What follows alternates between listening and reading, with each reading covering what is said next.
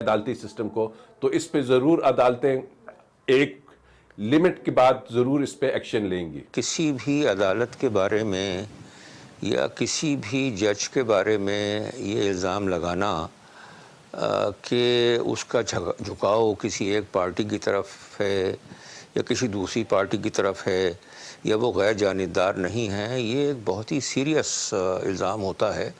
और इस तरह के इल्ज़ामात जब तक कि शवाहिद मौजूद ना हों तो नहीं लगाए जा सकते। ये तौहीन आपको बर्दाश्त है? उन जजों ने भी कहा कि नवाज शरीफ ने कोई करप्शन नहीं की।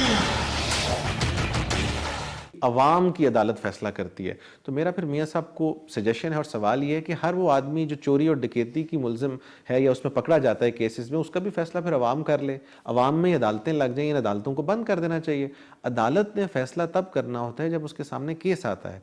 And similarly under a valid jurisdiction of 1843 अदालत के सामने एक केस आया, उसका उसने फैसला किया। अब ये कहना चूंकि वो फैसला आपके खिलाफ था और वो आपको सूट नहीं करता था, लिहाजा अवाम की अदालत फैसला करेगी, this is an absurd argument. पूरी दुनिया में जो ये अवाम की अदालत वाला कॉन्सेप्ट है, उससे पहले जो दोनों अदालतें, यानी कि अब अवाम की अदालत से उनका मतलब है कि थ्रू वोटिंग या इलेक्टोरेट फैसला करे। इलेक्टोरेट आपका फैसला with respect to you coming into power कर सकता है। वो ये नहीं कर सकता कि आपको फैसला दे दें कि जी मियां साहब आप एंटी टेररिज्म का जो केस है वो भी हम बरी करते हैं, ये 5-6 बंदों की कमेटी बैठी है, ये आपका करप्शन का केस भी बरी करती है। उसके लिए अदालतें मौजूद हैं। किसी भी फैसले पर, चाहे